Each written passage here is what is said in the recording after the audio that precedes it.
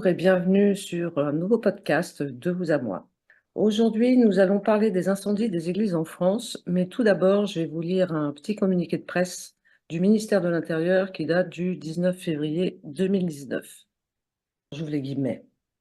Après 2 années de baisse en 2016 et 2017, le nombre des faits à caractère antisémite a fortement augmenté en 2018. 541 faits ont été constatés l'an dernier, contre 311 en 2017, soit une augmentation de 74%. Parmi ces 541 faits, 183 actions antisémites ont été recensées, 81 concernant des violences, des tentatives d'homicide et un homicide. 102 concernent des atteintes aux biens et 358 menaces à caractère antisémite ont été dénombrées. S'agissant des faits à caractère raciste et xénophobe, une baisse de 4,2% a été constatée, avec 496 actes en 2018, alors qu'il n'y en a eu que 518 en 2017. Les actes anti-musulmans atteignent cette année, avec 100 faits, leur plus bas niveau depuis 2010. Enfin, le nombre d'actes anti-chrétiens est stable sur l'année, avec 1063 actes recensés. Il y en avait 1038 en 2017. Chacun de ces actes est une atteinte aux valeurs de la République et un coup grave porté aux libertés de tous les Français. Le gouvernement agit donc pour faire cesser les discours de haine et lutter contre toutes les atteintes racistes, xénophobes ou visant un culte. Je referme les guillemets. Alors juste un point, si je peux me permettre, avant que tu continues, mais je me rappelle vraiment très très fortement de l'épisode des étoiles de David qui étaient peintes dans la rue. Et finalement, c'était des Juifs de Roumanie qui avaient fait cet acte qui était dans tous les médias considéré comme antisémite. Et en fait, c'était des gens qui avaient fait ça pour augmenter le sentiment d'antisémitisme. Donc il faut faire attention, c'est comme le terrorisme, c'est comme tout ça. Parfois, les statistiques, elles donnent une idée assez trompeuse de qui est derrière les événements. Je ne veux pas minimiser les événements réels, hein, mais je dis juste qu'il y a quand même parfois une habitude à créer artificiellement des événements pour obtenir quelque chose. Et dans une taille plus importante, on peut penser évidemment aux tours jumelles ou à Notre-Dame de Paris, qui est véritablement une attaque, mais ils font croire à une coïncidence, à un mégot ou à un court-circuit. Donc il y a des gens qui tirent les ficelles et qui font des calculs par rapport à ces attaques. D'accord. Merci pour ces précisions. Pour ceux qui ont reconnu sa voix, nous sommes avec Bertrand Scholler. Moi, je voulais donner une précision parce qu'on voit que les atteintes anti-chrétiens sont stables.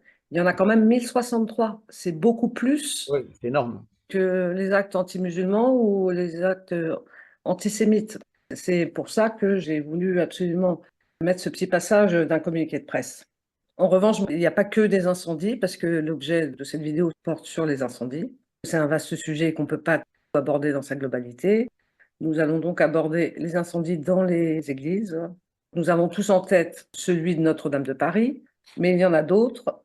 Ce ne sont pas tous des actes criminels, mais leur recrudescence est quand même, selon moi, assez inquiétante. Je vais citer quelques exemples rapides. On a eu en 2018 à Millau 3 incendies. La cathédrale de Nantes en juillet 2019, l'église Saint-Didier à Avignon en 2019, mais bon, le feu a été maîtrisé, l'église Saint-Sulpice à Paris en mars 2019, l'église Saint-Alain dans le Tarn en février 2019, l'église du Sacré-Cœur à Angoulême en janvier 2019, l'église Saint-Jacques de Grenoble en 2019, l'église Bringolo dans les Côtes-d'Armor en avril dernier, donc en 2024. Ces incendies ne sont pas le fait d'un même homme. Selon toi, Bertrand, sont-ce des coïncidences ou une volonté de détruire le christianisme ou le catholicisme? Alors, je vais peut-être juste revenir un peu en arrière sur l'épisode de Notre-Dame. Ça se passe en 2019, hein, en avril 2019. Moi, j'étais à Paris ce jour-là, c'était pluvieux, il faisait froid et c'était pas du tout une journée où, disons, un feu prend facilement. Ensuite, tous les gens sont un peu sensibles à cette question, mais le toit de Notre-Dame, c'est un endroit où il n'y avait pas de petits bois, il n'y avait pas de poussière, il n'y avait pas d'archives, il n'y avait rien du tout.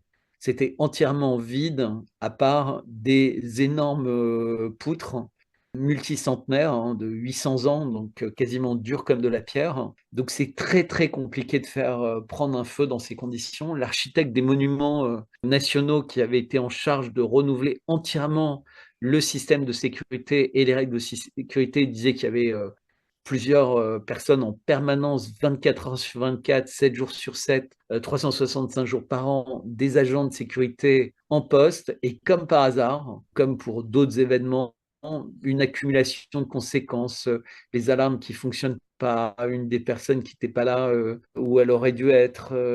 Et surtout, le plus étonnant, c'est qu'ils disent en 15 minutes, c'était déjà un brasier. Donc pour ceux qui ont l'habitude de faire une cheminée, bah, quand on met des grosses poutres, on n'a pas un brasier, à moins de mettre un accélérateur très fort. Et il se trouve que quelques jours avant, soi-disant pour protéger les poutres, mais ils avaient mis des produits sur toutes les poutres. Et il est possible, selon certaines hypothèses, que ces produits, il y ait eu une erreur, entre guillemets, et qu'ils n'aient pas mis ce qu'ils étaient censés mettre. Ceci étant dit, et c'est une première réponse à ta question, quand on regarde le nouveau mobilier de Notre-Dame, la nouvelle distribution de Notre-Dame, le nouveau coq, en fait, toutes les choses qui ont changé, des vitraux qui vont être changés, vraisemblablement un certain nombre de tableaux qui seront changés. Ben, il y a beaucoup de choses qui vont être changées dans Notre-Dame et qui vont forcément changer la distribution, l'énergie, etc. Et en particulier le sol, puisqu'il y avait un sol beige et brun, et maintenant il va être en damier noir et blanc. Donc ça, c'est la première chose qui est importante. La deuxième chose, c'est que les emplacements des cathédrales et leur rôle dans notre société n'est pas neutre. Tu vois, au-dessus des églises ou des cathédrales, il y a des clochers. Souvent, elles sont sur des pôles de champs magnétiques avec des sources à proximité, etc. Enfin, c'est toujours fascinant de regarder comment elles sont construites, comment elles sont disposées et tous les artefacts qui sont dedans. Et effectivement, il y en a trop qui sont brûlés, il y en a trop qui sont détruites. Et ce qui est le plus étonnant, c'est que quand il y a eu ça qui est arrivé avec Notre-Dame, il y a 850 millions d'argent qui a été donné pour la reconstruction de Notre-Dame. Et quand tu parles avec des architectes, enfin des gens qui sont un peu spécialistes, si tu veux, Notre-Dame, c'était essentiellement à refaire un toit. Et Oui, c'est grand Notre-Dame, mais tu vois, c'est pas. Donc 850 millions, c'était un budget considérable qui permettait de remettre en état, en réalité, Notre-Dame et au moins une centaine d'églises. Et là, triomphalement, ils annoncent que sur les 850 millions, il y a déjà plus de 700 millions qui ont été dépensés, sachant que tout ce qui est restauration de tableaux, enfin, il y a beaucoup de choses qui ont été faites que l'État a pris à sa charge parce que ça relevait du budget de l'État. Ce n'est pas des choses qui avaient été abîmées, mais il avait profité pour faire d'autres choses. Et on se demande qui a géré cet argent. Alors, on sait que le général Gergorin, qui était en charge, est mort dans des conditions un peu surprenantes oui. avant de rendre les conclusions sur l'incendie, avant de rendre les conclusions sur un certain nombre de choix à faire, dont tu vois, tout le réaménagement du mobilier. Il y aurait beaucoup de choses à dire sur le mobilier de Notre-Dame, qui est composé de meubles qui ont des formes véritablement. Enfin, on a l'impression de rentrer dans la maison de la famille Adams.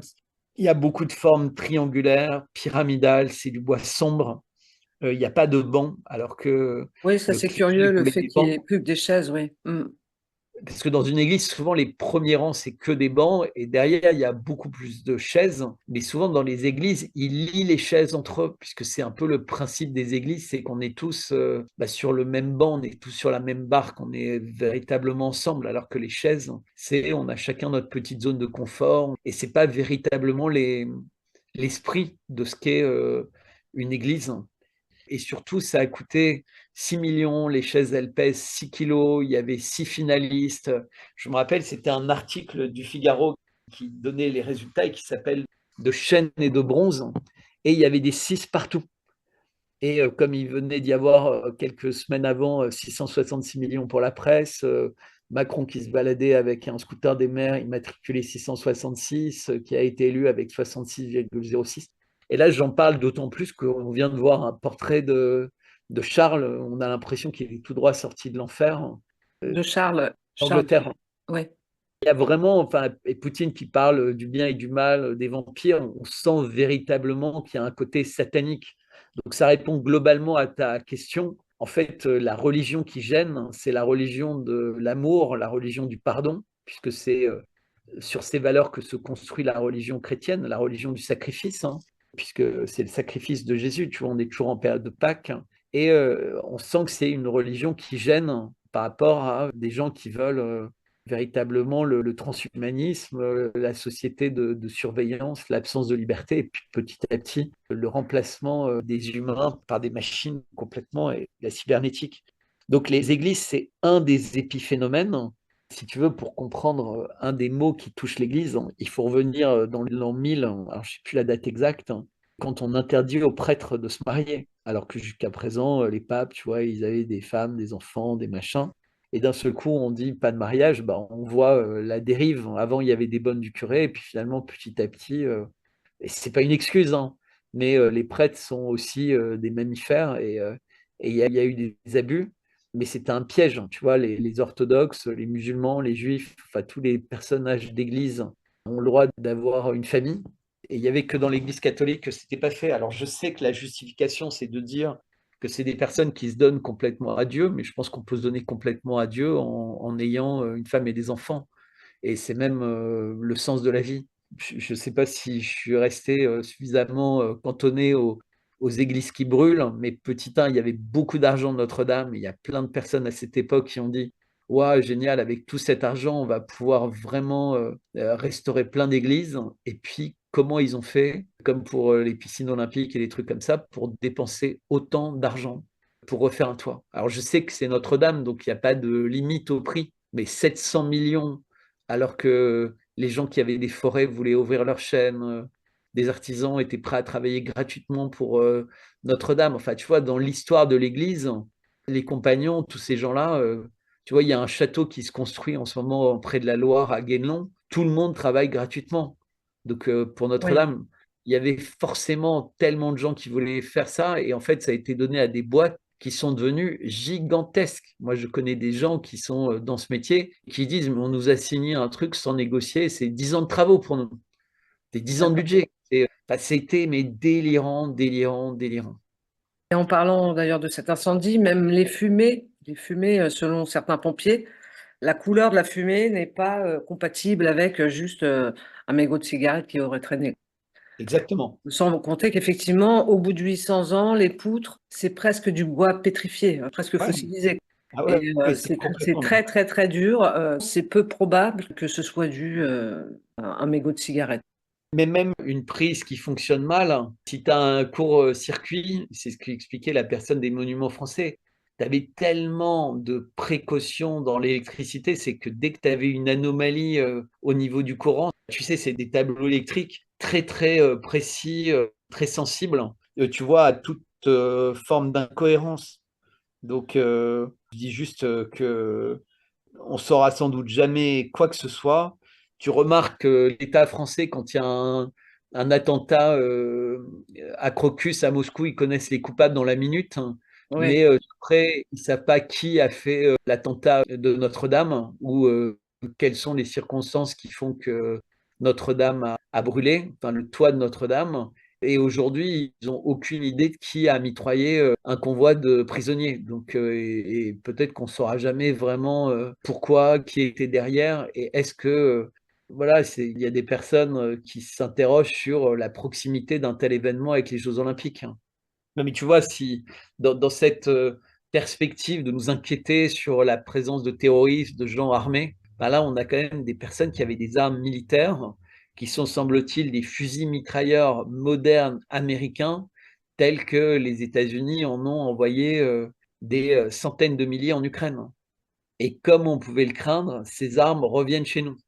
Puis ce qui est aussi très curieux, c'est qu'ils ont des téléphones, donc ils ont pu dire à quel moment ils allaient être transférés Oui, et bien sûr. demander à des gens de venir les chercher. Donc c'est quand même étonnant. Mais c'est même impossible. On ne comprend pas comment fonctionne l'État pénitentiaire en France, parce que comment on a pu laisser ce genre d'entretien se passer? Parce qu'ils ont dit, bon, je sors tel jour, je serai transféré à tel moment, venez me chercher. Est-ce que c'est normal? Ça semble complètement délirant, ce niveau de manque de sécurité, parce que c'est de ça dont il s'agit. Il y a plein de choses. Il y a d'une part ces personnes qui agissent très calmement, très professionnellement, qui sont en tenue neutre, toute noire, qui ont des armes hyper pro et qui sont là pour tuer, tu vois. Ils sont pas là Oui, uniquement pour prendre quelqu'un. Alors, il y en a qui disent, mais en fait, il est pris en otage ou il a rien à voir avec cette histoire. Bon, moi, j'en sais rien du tout. Ce que je sais, c'est qu'il y a des gens qui n'ont pas de problème pour être dans la rue en France comme s'ils étaient sur un terrain de guerre, avec des armes de guerre, et ils tirent avec des armes de guerre, et que dans la foulée, qu'est-ce qui se passe? Tous les médias expliquent que c'est la faute des musulmans. Donc là, on n'est pas encore à Daesh, mais quasiment. Et donc, j'ai l'impression de réentendre tout le temps la même musique oui, qui est, voilà, les chrétiens sont des arriérés, qui sont des conservateurs, les prêtres sont tout ce que tu peux avoir entendu, et les musulmans sont des terroristes. Et finalement, la conclusion, c'est il n'y a que des gens normaux au sein de la communauté juive, quoi, et qui oui. sont très moraux et qui malheureusement supportent les conneries des autres. Hmm. Bah ça, je commence vraiment à en avoir Ouais, marre de cet état de comment dire, de lavage de cerveau, d'inversion de tout. Aujourd'hui, en fait, l'endroit où même les lieux de culte chrétiens sont bombardés, c'est à Gaza. Et les lieux de culte musulmans, et les médecins, et les enfants, etc., etc.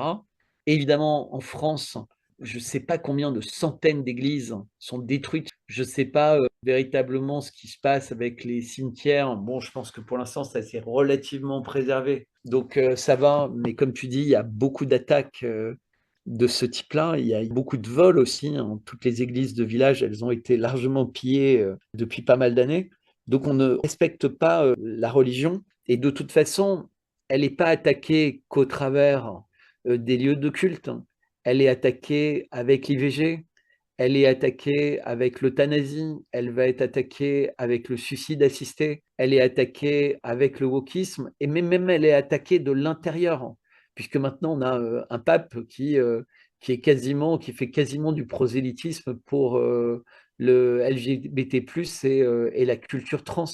Que les gens puissent vouloir être trans et qu'un certain nombre, tu vois, ce soit pour des raisons médicales, ben moi, je trouve que c'est normal que la société les aide, mais que à 12 ans, un peu sur un coup de tête, parce qu'on est mal dans sa peau, parce que on se sent un peu comme ça, ben ça arrive à tous les adolescents, ou ça peut ben oui, arriver à bien tous les sûr. adolescents, Donc, et en qu'en fait, c'est fait, d'un suivi pédopsychiatre ouais, ou psychologue. Il y a un suivi qui doit se faire à partir de là.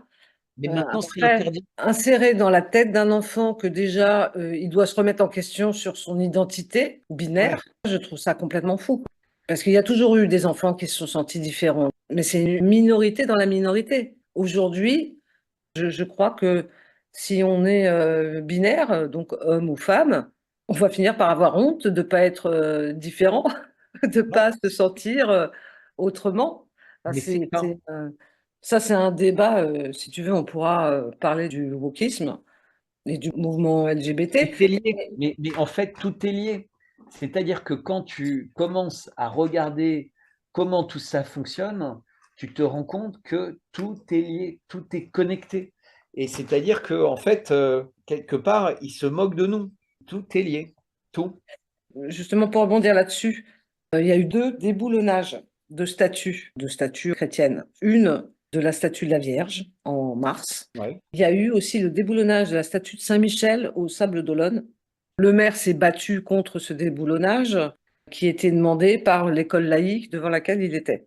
C'était laïque, il ne fallait pas de signes ostentatoires de religion. Mais on est en France. Finalement, bon, il a perdu gain de cause, hein, elle a été déboulonnée, mais il va la remettre parce qu'il a vu avec l'église donc, qui est à côté. Le prêtre a racheté 2 mètres carrés pour pouvoir mettre cette statue devant l'église, donc vraiment pas loin à côté de l'école. Je trouve ça quand même assez étonnant que une statue ait pu faire polémique. C'était, bon, Saint-Michel, ça n'a rien d'extraordinaire. C'est surtout, regarde, on va prendre un exemple. Donc, il y a cette statue, elle est là depuis longtemps, elle fait partie de l'histoire de cet endroit. Ok, elle est dans l'espace public, comme le sont les églises, entre nous soit dit. Donc, si Oui, ça mais c'est commence privé. avec les statues, comme sont les églises. Et on considère qu'en fait, non, c'est choquant. Mais là, on a, par exemple, ce qui se passe en Nouvelle-Calédonie. Alors, je suis désolé, je fais des rapprochements qui peuvent paraître un peu tirés par les cheveux, mais les Kanaks, ils sont là depuis la nuit des temps, en fait. C'est les autochtones de la Nouvelle-Calédonie. Il y Oui, avait personne avant eux, en fait. Et nous, à partir de Bougainville, on arrive et puis on commence à coloniser en disant, bah, en fait, c'est à nous. Mais comme les Kanaks, ils n'ont pas du tout le même mode de vie et ils n'ont pas envie de s'adapter au mode de vie qu'on leur impose, en fait, ils ont gardé des territoires dans lesquels ils refusent le tourisme, ils continuent à avoir leur vie communautaire, à essayer de garder autant que possible leur tradition parce que parce qu'ils n'ont aucune raison d'accepter les nôtres. Enfin, pourquoi est-ce que nos traditions seraient meilleures? Enfin, voilà, c'est quoi le sens de la vie? Pour eux, notre vie, elle n'est pas parfaite non plus. Donc, il y en a qui ont décidé d'accepter notre mode de vie, mais la plupart ont essayé de garder le leur. Et là, maintenant, on leur dit, il faut changer les lois, il faut changer qui peut voter, la majorité, sachant que tout ça, c'est décidé loin de chez eux. Et évidemment, ils sont devenus minoritaires avec le temps, pour plein de raisons. Tu vois, parce qu'il y a eu le développement minier, il y a eu plein de choses qui se sont passées en Nouvelle-Calédonie. Et subitement, maintenant, on leur dit, ben voilà, maintenant, toutes les personnes qui sont sur l'île depuis au moins 10 ans peuvent voter. Et donc, en fait, petit à petit, ils vont perdre tout. C'est-à-dire que dans quelques temps, bah, comme ils sont en France, entre guillemets, ils n'auront plus le droit d'avoir leur tradition, ils n'auront plus le droit d'avoir leur système médical à eux, ils n'auront plus le droit. Et ils sont effrayés, mais personne ne veut les écouter. C'est-à-dire que de la métropole, de chez nous, on ne veut pas imaginer. Eh bien, aujourd'hui, les gens ne veulent pas imaginer que ces symboles de l'Église, elles ont du sens pour sûr. beaucoup de Français, pour une tradition qui est multicentenaire. Bah, tu vois, depuis le baptême de Charlemagne, mais tu pourrais revenir bien avant. Et c'est quelque chose qui est ancré dans les racines de la France. Et de quel droit, aujourd'hui, on déciderait que ces racines n'ont plus droit de citer? De quel droit quelqu'un qui est, sous prétexte qu'il est président, peut décider unilatéralement, mais vraiment unilatéralement, de choix qui concernent la cathédrale Notre-Dame, mais qui est un bien universel? Si Bien tu veux, sûr. c'est quelque chose qui a été fabriqué par des personnes gratuitement. Les tableaux ont été offerts par, tu sais, c'était les confréries, tout ça. Donc c'était à l'époque, hein, jusqu'au XVIIe siècle, enfin jusqu'à la Révolution, tu avais les confréries des joailliers, du chocolat, du machin, Oui, etc., oui, qui offraient des chaises, qui offraient des tableaux, des bancs, des piques cierges, enfin, tu vois, tout type de choses pour sans cesse essayer de raviver la flamme. Et là, on a des gens qui veulent uniquement raviver des incendies, ce qui n'est pas du tout pareil. Tu vois, la flamme oui. religieuse est. En train de s'éteindre. Il y a beaucoup moins de gens qui vont dans les églises. Alors ça, c'est peut-être dû au fait que certains prêtres ont été accusés de pédophilie. Donc ça, Oui, mais c'est c'est aussi un lié gros problème. Mais c'est pas une majorité. C'est toujours. Non, mais c'est lié à une. Si tu veux, ce qu'on t'apprend à l'école, on t'explique qu'en fait, on est des frères et des sœurs des grenouilles, et etc. Donc, c'est vraiment le darwinisme. Si tu veux, dans la Bible, bah, tout s'explique avec Noé. Et à l'école, on explique donc quelque part, on dit, bah non, mais la religion chrétienne, Adam et Ève, Noé, etc., ça veut rien dire. Parce que nous, on a un système d'école laïque, et je ne reviens pas dessus, alors que bah, d'autres systèmes peut-être sont plus compatibles avec la pérennité d'Église. Hein. Tu vois, le système d'enseignement catholique, il existait, il était important. Maintenant, les écoles catholiques, comme c'était des bonnes écoles, elles aussi, pour continuer à avoir autant d'argent qu'elles en voulaient, elles ont dû devenir laïques et puis elles ont dû accepter d'accueillir des enfants d'autres confessions, etc. Tu vois, avec l'égalité des sexes, c'était plus garçons et filles, c'était mixte. Si tu veux, tout ça, sur plus de 200 ans, ça a commencé à balayer l'Église. Et puis le travail du dimanche. Moi, je me rappelle quand j'étais enfant, il était hors de question que les gens travaillent le dimanche. Il y en avait Oui, qui c'était étaient le jour du obligés. Seigneur. Exactement. Bah, là, non. Aujourd'hui, bah, ça paraît quasiment étonnant que le dimanche, les choses soient fermées. Oui. C'est quand même fou. qu'est-ce qui fait dans nos sociétés qu'on n'est pas capable d'accepter qu'il y a une journée où quasiment personne ne travaille, hein? Bah, c'est, ce culte du commerce, ce culte de l'argent et donc de moins en moins de réunions de famille, de moins en moins de dîners de famille, pas la messe en famille et donc il y a encore des familles, tu vois, un peu traditionnelles qui résistent. Mais tu vois, même moi, en le lisant, je dis: «Voilà, un peu traditionnel» et cetera et comme tu as dit au début, il y a eu, bah, cette volonté de salir, l'Église et puis les gens ont été perdus, tu vois? Il y avait 2 papes en même temps, enfin, c'est, bref. Il y a eu véritablement le sentiment d'une entreprise de sabotage. Ouais. Est-ce qu'on pourrait aussi évoquer, donc là je reviens sur l'incendie de Notre-Dame, le fait que la mosquée Al-Aqsa Ouais, a brûlé, enfin a brûlé, non, il y a eu un début d'incendie le même jour, le local des gardes à l'extérieur du toit de la salle des prières Marwani. Donc Marwani, c'est un bâtiment parmi les bâtiments de la mosquée. Le feu a été rapidement éteint. Est-ce qu'on peut rapprocher cet incendie de celui de Notre-Dame? C'est une coïncidence, juste alors ce ce serait jour-là? une coïncidence, pourquoi pas, sauf qu'il y a des personnes, alors moi je ne me rappelle plus très, très bien les choses, mais qui ont rappelé que c'était pour le 800e anniversaire d'un événement, majeur avec un incendie, de livres, en fait, il y avait eu un incendie plus ou moins à la même époque hein, de livres talmudiques ou autres, qui avait D'accord. lieu à Paris et il y a des personnes qui ont vu dans cette date alors moi, j'y connais rien, j'ai pas creusé, mais c'est quelque chose qui a circulé et le message, c'était une vengeance. En fait, la date n'est pas une date du hasard, hein.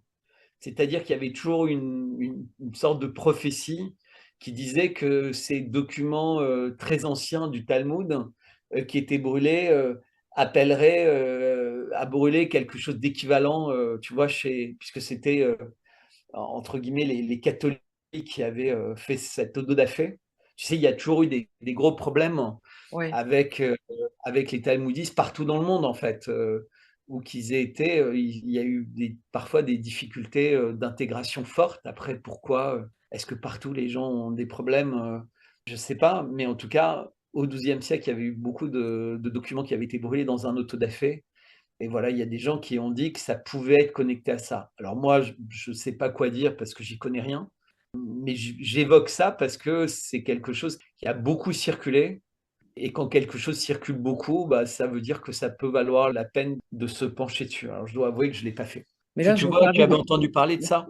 j'en ai vaguement entendu parler comme toi. J'ai pas plus d'infos sur le sujet. Mais en revanche, pour la mosquée, bah, c'est de Jérusalem, hein, c'était la même date. Donc, est-ce que c'était une vengeance sur la mosquée et Notre-Dame de Paris? On pourrait dire ça comme ça? Oui, je pense que, si tu veux, c'est 2 endroits qui gênent particulièrement. C'est-à-dire qu'il y a des personnes qui prétendent que quand Mitterrand fait, la pyramide du Louvre, c'est pour recentrer les énergies de Paris dans un sens négatif par rapport à Notre-Dame qui a un rôle de les centrer d'une façon positive. Et tu sais que les églises et les cathédrales, en France, elles sont ordonnées d'une certaine manière et ça fait comme une pétale de rose. Notre-Dame, elle est vers le centre de cette pétale, en fait. C'est comme une rosace. Donc c'est D'accord. intéressant. Il y a des cartes qui ont été faites avec les Notre-Dame, etc. Donc des gens qui ont fait ça sérieusement. Mais il y aurait la possibilité de visualiser des formes aussi et qui ne relèvent pas du hasard en prenant les lieux d'énergie, donc tout ce qui est centrale électrique et le centre du Louvre. Donc il y a des personnes qui croient et moi, je crois aux énergies religieuses, puisque quand je vais dans une église, je ressens quelque chose. Et tu vois, c'est tout le travail de Tesla. Donc, il y a des gens qui croient qu'en fait, tu peux augmenter l'énergie positive dans un espace sur Terre, en disposant des choses d'une certaine manière et en activant les gens d'une certaine manière. Tu vois, si tu leur enlèves la peur et tu les rends optimistes, sereins, etc., il va se passer d'autres choses. Et donc, je pense que c'est pareil avec la mosquée Al-Aqsa. Parce qu'en fait, dans les prophéties pour les Juifs, il faut construire le troisième temple. Donc, pour changer les énergies positives liées aux cathédrales et le son des cloches des cathédrales et la lumière des vitraux, etc., un incendie, il n'y a rien de tel que tu changes beaucoup de choses. Et pareil pour la mosquée Al-Aqsa, c'est-à-dire que si elle prenait feu ou s'il se passait quelque épisode que ce soit, ben, peut-être les Juifs trouveraient l'occasion, la justification de construire le troisième temple d'Israël. Il y avait eu un précédent, hein. La mosquée avait brûlé, je ne sais plus combien d'années avant. Ah oui, oui, mais non, mais il y a clairement, si tu veux, le nom même de cette guerre, entre guillemets, entre Israël et le Hamas, tu as clairement, enfin, tu vois, c'est déluge d'Al-Aqsa et épée de fer.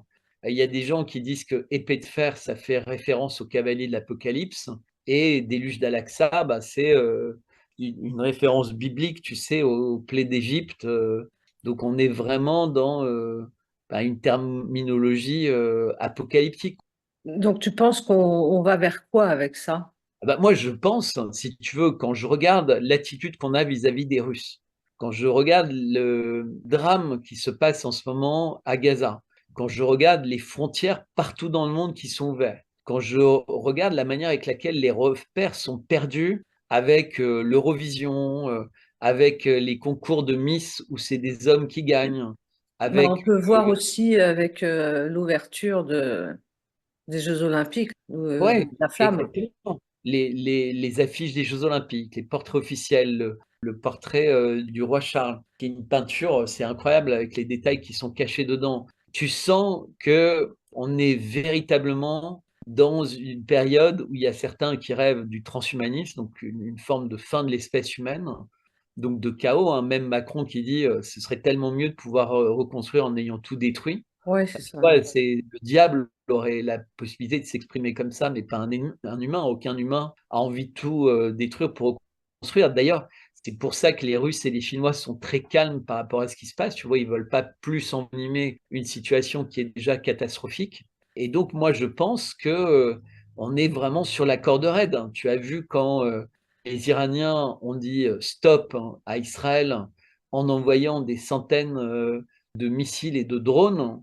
Et par chance, ils l'ont fait de façon tellement puissante et tellement maîtrisée que les Israéliens se sont dit, est-ce qu'on a véritablement envie de partir dans une guerre totale contre ces gens-là qu'on a peut-être sous-estimés? Mais ils sont tous en train de fourbir leurs armes, parce que tous les jours, si tu veux, Israël continue à bombarder la Syrie et le Liban. Évidemment, il continue à bombarder Gaza et la Cisjordanie.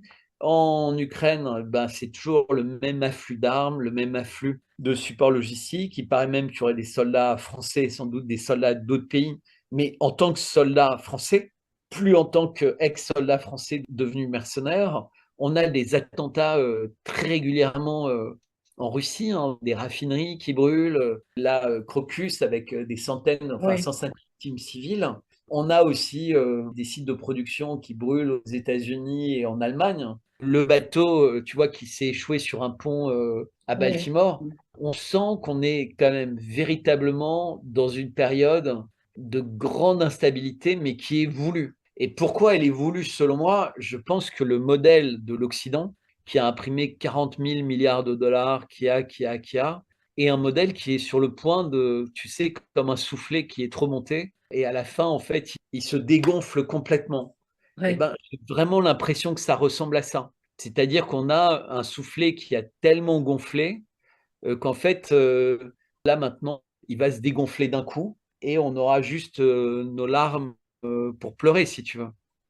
Oui. On sent bien qu'il y a une volonté de quelque chose, puisque même pour la guerre en Ukraine, il semblerait que Zelensky ait accepté d'arrêter la guerre, mais que ça n'a pas été fait, mais ce n'était pas de sa volonté. Il était prêt Exactement. à signer un accord de paix. Exactement. C'est-à-dire qu'il avait signé tout de suite, dès mars, en fait, ça s'était conclu tout début avril, juste avant Boutcha, il y avait cette volonté de paix. Et il était contrecarré dans ce Il a projet, été parce que contrecarré et maintenant il dit, je vous écoute tout le temps à la télé, dans les médias, vous dites à votre peuple que c'est la sécurité du monde, que l'Ukraine ne perd pas, etc. Ben, vous nous envoyez de l'argent, vous nous envoyez des armes, c'est bien beau, maintenant il faut que vous nous envoyez des soldats. Et en ouais. fait, ils mettent face à nos propres contradictions, c'est-à-dire qu'ils disent, ben voilà, vous dites ça, mais maintenant agissez en ligne, envoyez-nous ce que vous dites que vous allez nous envoyer. Si on fait ça, on s'expose à entrer en guerre avec la Russie.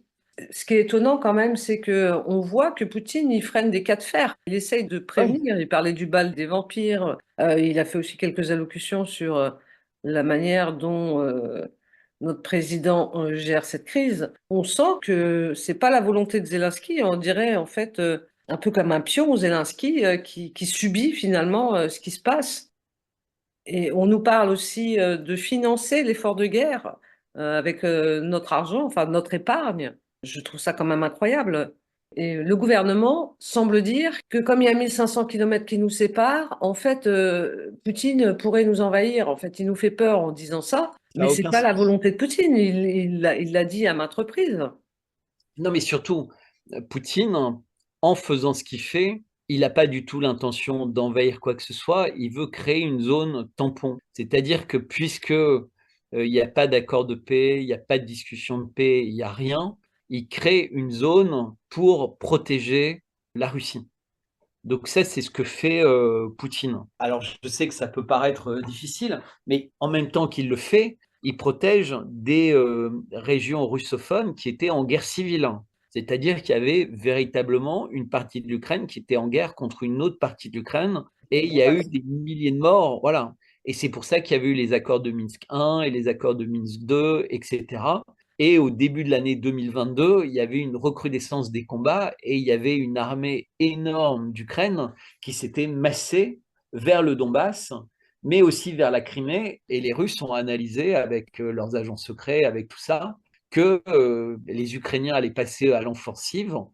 Et Poutine a toujours dit, si je sais que la guerre est inévitable, eh bien, on tapera en premier, on attaquera toujours avant. C'est-à-dire Ouais. qu'on n'attendra pas, ça n'a rien à voir avec la dissuasion nucléaire, là on parle de guerre en tant que telle. Et donc c'est ce qu'ils ont fait, c'est-à-dire qu'ils ont véritablement pris des positions avec une telle fermeté que l'Ukraine avait tout de suite accepté très rationnellement de faire la paix. Et ça n'a pas plu. Il y a eu un certain nombre de personnes d'ailleurs ukrainiennes qui sont mortes, d'autres qui ont compris qu'il valait mieux s'aligner vers le camp de la guerre parce que sinon ils allaient y passer aussi. Et les Russes, qui avaient cru que la paix était signée, puisque un document partiel et les annexes avaient déjà été paraphés, donc c'était des détails entre guillemets qui restaient à faire, et ils avaient commencé à reculer leur position. Et tout le monde avait observé, ils étaient partis de Boutcha, ils étaient partis de la région de Kharkov, ils avaient vraiment reculé. Et en fait, ils avaient à peine reculé du nord de Kiev qui avait eu l'épisode de Boutcha, et où du jour au lendemain, le monde entier occidental avait accusé les Russes de boucherie. Et donc les Russes, ils n'avaient même pas pu expliquer que, évidemment, ils n'avaient fait aucune boucherie puisqu'ils reculaient, puisqu'un accord de paix était signé. Mais face à la machine médiatique occidentale, et Poutine l'avait bien dit dans son interview avec Tucker Carlson, tu ne peux pas aller contre cette machine.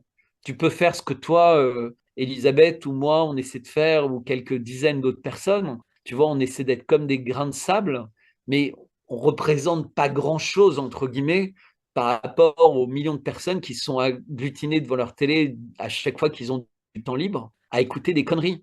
Mais on fait quand même cet effort parce que c'est indispensable de le faire. Mais Poutine dit, nous, de Russie, pour réussir à dire, mais non, évidemment, on n'est pas les bouchers de Boutcha et on a signé un accord de paix, c'était impossible. Donc, il pouvait le dire aux Russes, mais en Occident, comme RT, Sputnik, enfin, Ouais. toutes les chaînes russes étaient censurées, eh C'est- ben, il n'avait aucun moyen de nous parler. Et c'est exactement ce que fait Israël, puisque Israël a fait censurer complètement Al Jazeera et ses journalistes, alors que personne, tu vois, ne peut dire que c'était une chaîne qui mentait ou qui trichait. D'ailleurs, ils n'ont jamais été accusés de faire de la désinformation, des mensonges. Ils n'étaient uniquement accusés, en fait, de dire la vérité. Oui, ce qui n'est pas le cas sur RT France, Sputnik et ces chaînes-là qui étaient accusées de désinformation. Exactement. Et d'ailleurs, il y a aussi des canaux sur Telegram qui ont récemment été supprimés. Il y en a à peu près une vingtaine. Ouais, ouais, non, mais c'est la folie. Des gens qui continuent à vouloir informer. Donc là, il y en a plusieurs qui ont été bannis. Enfin, donc, ils ne peuvent plus intervenir. Je ne sais pas comment on est parti de l'incendie des églises à la Et parce censure. que tout est lié, et parce que tout est lié. C'est-à-dire que c'est véritablement une attaque contre l'amour, contre le pardon, contre la société humaine, une attaque contre l'humanité. Est-ce que tu trouves normal que la Cour pénale internationale, le patron de la Cour pénale internationale, explique dans une conférence de presse que tous les membres n'ont jamais été autant attaqués, intimidés, menacés que quand ils ont annoncé qu'ils envisageaient de faire un mandat d'arrêt contre Netanyahou et un certain nombre de personnes en Israël, mais également contre des Ukrainiens pour ce qui s'était passé sur les prisonniers de guerre et qui ne peuvent pas. Alors qu'en une semaine, il y avait eu un mandat d'arrêt contre Poutine pour Boutcha, où, comme tu vois, tu peux le comprendre maintenant, puisque les Russes ont montré ces documents concernant une paix qui avait été négociée entre l'Ukraine et la Russie et qui expliquait le départ des Russes de Boutcha. Donc évidemment, ils n'avaient pas fait de boucherie à Boutcha, Ouais, ils voulaient la paix. Donc si tu veux la paix, tu fais pas, et en tout cas, tu n'accuses pas la Cour pénale internationale. Bref, tout est lié. C'est-à-dire que tout ce qui nous rapproche de notre humanité, de nos racines, doit être détruit. Tout ce qui nous rapproche de nous-mêmes. Donc on revient à ce que je disais, la culture trans, à l'Eurovision, un candidat non binaire. j'ai trouvé ça curieux qu'on le présente comme étant un candidat non binaire, parce que est-ce qu'on dit celui-là c'est un hétéro? On présente pas quelqu'un en disant son genre. Enfin bon, c'est complètement Non, fou, mais quoi. on avait quand même un Premier ministre qui a expliqué dans sa première déclaration. Elle dit que ça avait beaucoup changé parce que 5 ans auparavant, on se battait pour le mariage pour tous et que le Premier ministre était homosexuel.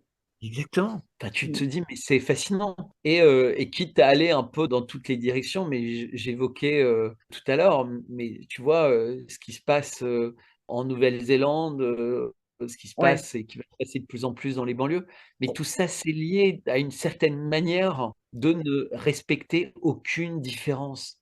Il faut effacer les différences. Enfin, il faut quand même pas être sorcier pour réaliser que un métropolitain et un Kanak, eh ben, ils ont pas, c'est des humains évidemment, mais on a tellement de choses qui nous séparent, hein. bien sûr. De Mm. la même manière qu'entre un Esquimau et quelqu'un qui vit au fin fond du Sahara, il y a d'énormes différences. C'est comme ça. L'un, il supporte très bien le froid et il supporterait pas la chaleur. S'ils prennent la même alimentation, voilà, quelqu'un qui vit au fin fond de l'Amazonie. Mais nous, on voudrait que non, qu'en fait tout le monde soit mélangé, les Noirs, les Blancs, les femmes, les hommes, qu'on aille dans les mêmes vestiaires. Qu'on couche tous ensemble ou pas, ou avec des machines, ou avec des sites internet, ou avec. Enfin, tu vois, c'est si tu crées la confusion. Oui, c'est euh, ça. Finalement, la norme binaire, on va dire, va devenir au fil du temps une Une minorité. minorité. Mais tu auras honte. Mais aux États-Unis, c'est vraiment le shame on you. Mais même les pères fondateurs, ils déboulonnent leur statut. Et en Angleterre. Mais on avait vu, ça avait commencé aussi avec l'Ukraine, où ils avaient commencé à enlever en Ukraine, dans les États baltes, les statuts des héros soviétiques qui avaient libéré leur pays du nazisme. Ils ont aussi à Tiananmen déboulonné la statue là, devant l'université qui était un hommage à cette période compliquée. Donc c'est aussi une façon de rayer l'histoire. Alors, je ne savais pas pour Tiananmen, hein, mais de toute façon, s'ils pouvaient, l'histoire n'existerait plus. C'est-à-dire que, de toute façon, on répète tout. En fait, la seule histoire qu'on n'a pas le droit d'oublier, c'est la Shoah. Sinon, toutes les autres histoires, il faudrait les oublier. Il Ouais, faut oublier l'histoire de France, les rois français, les batailles, les croisades, les machins. Tout ça, il faut oublier. Mais il n'y a qu'une chose qu'on n'a pas le droit d'oublier. Et c'est quand même fou. Moi, parfois, tu vois des émissions. La dernière fois, j'ai vu une émission sur CNews un dimanche. C'était un avocat qui s'appelle Goldanel et un ex-député qui s'appelle Dre. C'était comme une danse très prosélytiste en disant, mais tous ces gens veulent nous enlever la Shoah en critiquant la politique et les massacres à Gaza. Mais on veut enlever rien à personne. Ça n'a aucun impact sur la Shoah de dire qu'en ce moment, il y a trop de morts civiles bien sûr. à Gaza. Ça n'enlève rien, c'est un fait. On parle de faits. Mm. Et aujourd'hui, on n'aurait pas le droit de parler de faits parce que ça pourrait faire de la peine à quelqu'un. Mais depuis quand? Ouais, c'est Euh, concernant. et, et ouais, et dire qu'il y a beaucoup d'églises qui brûlent dans l'indifférence générale et ça passe à la télé, que pour dire, bah, vous voyez, il y a des églises qui brûlent, c'est comme Notre-Dame, c'est normal qu'une église brûle. Alors qu'il y a plein d'églises qui brûlent parce qu'elles ont plein d'archives, elles sont mal entretenues. Mais surtout, en général, on trouve les coupables. Enfin, on se rappelle, il y avait une église qui avait brûlé pas longtemps après Notre-Dame. Et finalement, c'était un migrant qui était, semble-t-il, un peu fou et qui avait fait ça. Et si on creusait un peu, on découvrait qu'en fait, c'est quelqu'un qui lui a demandé de faire ça, qui l'a manipulé pour le faire. Parce que c'est toujours comme ça que ça se passe. C'est ce que les Russes ont démontré. Les gens, les Tadjiks à Crocus qui ont fait l'attentat, en fait, c'est des gens un peu perdus, tu vois, des jeunes pères complètement incapables de bien s'occuper de leur famille et qui ont essayé désespérément de gagner un peu d'argent et qui Ouais, étaient prêts à tout pour en gagner. Et ils avaient été choisis pour ça. C'était pas des fanatiques, donc ils font pas partie de Daesh, de rien du tout. Tu vois, les gens de Daesh, ils font pas ça pour 5000 balles, ils n'ont pas des familles avec 5 enfants qui les attendent dans des banlieues en Ukraine ou ailleurs. Et ouais, surtout, ils sont pas assez cons pour monter à 4 dans une voiture sans leurs armes et de filer vers l'Ukraine, alors que leur destin, s'ils étaient allés en Ukraine, c'était de se faire tuer à peine arrivés. Et puis, un autre truc quand même, à Guantanamo, tu as des mecs qui sont là depuis des années et des années. Je me demande ce qu'ils peuvent bien vouloir leur faire dire. Les Russes, en 3 jours, ils avaient fini les interrogatoires, hein. Les mecs, ils savaient qu'ils en tireraient plus rien. ouais. Mais tu Ouais, vois ce que je veux dire? À un moment, tu n'as pas besoin d'interroger les gens depuis 2001 pour savoir ce qui pourrait te cacher. ouais, les Russes sont Mais plus non, efficaces. Ouais, ouais, non, mais je tu comprends vois ce ce que que tu je veux veux dire. dire? Mais même pas d'un point de vue efficacité. On a vu des images qui sortaient d'Abu Ghraib ou qui sortaient de Guantanamo. Je peux dire, à la limite, les Russes, c'était des enfants de cœur, hein. Sauf que les Russes, ils ont assumé qu'ils avaient Ouais, été un peu fermes, entre guillemets, dans leurs interrogatoires. Alors que qui sait le nombre de personnes qui sont mortes en interrogatoire à Abu Ghraib ou à Guantanamo? ouais, Personne. torturé, ouais. Exactement, on n'en Mm. a aucune idée, on ne le saura jamais. Il y a juste eu, grâce à Wikileaks et d'autres, des images où on voyait qu'ils demandaient à des chiens de pisser sur les prisonniers, qu'ils leur marchaient dessus, que des femmes allaient enfin, leur toucher les parties. Enfin bref, c'était horrible, hein. On a tous vu ces images-là. Ouais, c'est insupportable. Bah oui, mais c'est insupportable. Mais quand c'est l'Occident qui le fait, c'est vite étouffé et Assange est mis en prison. Quand les Russes c'est fait, les mecs oublient que 15 jours après, quand il y aura un attentat en France, ils diront mais tuez les terroristes. Mais les Russes, ils les ont pas tués parce qu'ils savent que les terroristes ne sont que des armes utilisées Bien par sûr, d'autres. ouais. C'est pas des terroristes fanatiques. C'est très rare que ça existe, le terrorisme fanatique. On sait très bien quand tu te balades dans la rue, tu as des gens qui sont des tueurs engagés pour tuer et tu vois la différence. Et puis, tu as des gens qui sont un peu fous et qui commettent des actes délirants. Mais... Et puis maintenant, on voit avec tous les trucs MK Ultra qu'on découvre que c'est encore pire que ce qu'on peut imaginer. Ouais. Mais Et, concernant les églises, du coup, ça va continuer parce que ouais, ouais, bah, ils en sont qu'au début, j'imagine. Mais si on ne lance pas une sorte d'alarme, il ne se passera rien. C'est ce que je disais en lisant le communiqué de presse. Il y en a beaucoup, mais qu'est-ce que fait le gouvernement et le pour alerter gouvernement, là-dessus? il dit qu'il n'a pas d'argent pour s'en occuper, qu'il n'a pas de force de l'ordre pour s'en occuper, qu'il ne peut rien faire. Donc il y a des villages, bah, pendant des périodes, qui réussissent à mettre en place un système pour payer une nouvelle serrure, pour mettre un système de dissuasion, pour. Mais en réalité, ce que j'essaie de dire, c'est qu'avec les 850 millions d'euros, tu Oui, vois, ça aurait été intéressant de se dire, bah voilà, d'autant qu'il y avait des grandes entreprises qui avaient dit qu'elles allaient financer, il y avait plein de gens qui avaient dit qu'elles... Et finalement, comment ça a coûté aussi cher? Ça a coûté, allez, même en dépensant sans compter, allez, avec 200 millions, bah, il faut bien voir qu'un stade de foot, ça vaut, et c'est immense un stade de foot, hein, tu vois, avec 40 000 places assises, tu vois, ça vaut, allez, 200 millions à tout casser, tu vois, un grand stade comme le stade de oui, Bordeaux ou le stade de Marseille, tu vois, il a peut-être coûté 300 millions. Le stade de France, à l'époque, il a coûté 300 millions. Donc maintenant, ça coûte plus cher parce qu'il y a beaucoup de pots de vin et puis plus personne ne comprend rien au coût d'un stade. Mais 200 millions, tu peux quand même faire des choses incroyables. oui. Allez, 300 millions parce qu'on dépensait beaucoup. Où sont passés les 700 millions? Ouais, c'est pas moi qui vais répondre. C'est pas moi qui Non, vais mais, répondre à ça, mais mais c'est avec, une question avec qu'on peut se poser, 700 oui. millions, tu peux véritablement réparer beaucoup de toits d'église. Bien sûr. Parce que si tu regardes les contrats qui ont été signés, dans quel contrat, c'était exactement comme avec le Covid. C'est n'importe quoi. C'est-à-dire qu'on payait des injections qu'on avait financées nous-mêmes, puisque c'était l'argent public qui avait financé les travaux de recherche et développement partout. Hein, c'est les milliards donnés par les Américains, par nous, les garanties, etc. Et ensuite, on découvre qu'en fait, ça coûtait moins de 3 dollars la dose, puisque le Pentagone en avait acheté des millions, des centaines de millions pour aller vacciner en Afrique, et que nous, en Europe, on les achetait à 19. Non, mais tu connais des trucs où il y a une marge aussi forte qui est Non, je ne faite connais sur le pas. dos de gens qui ont fait la recherche et développement. Et donc, c'est ça qui se passe aujourd'hui, c'est que les peuples payent des impôts, travaillent, etc., pour être dans le pays sans sécurité, dans lequel le travail des profs est dévalorisé, etc., etc., etc. Et où va l'argent? Et ce sera le sujet de notre prochain. Vraiment, Elisabeth, n'hésite pas quand tu Donc, le veux. prochain sujet, où va l'argent? Il y a beaucoup de choses à dire là-dessus. On pourra parler des partenariats publics-privés, on Ouais. pourra parler du Des budget de conseillers l'Élysée aussi, avec des cabinets de les conseil conseillers, de. les cabinets de Hein. conseil, etc. Bah, franchement, on ne va pas s'emmerder. Je vous embrasse tous très fort. Je te remercie. N'oubliez pas de partager la vidéo, etc. Merci et à bientôt sur la chaîne de Vous à moi.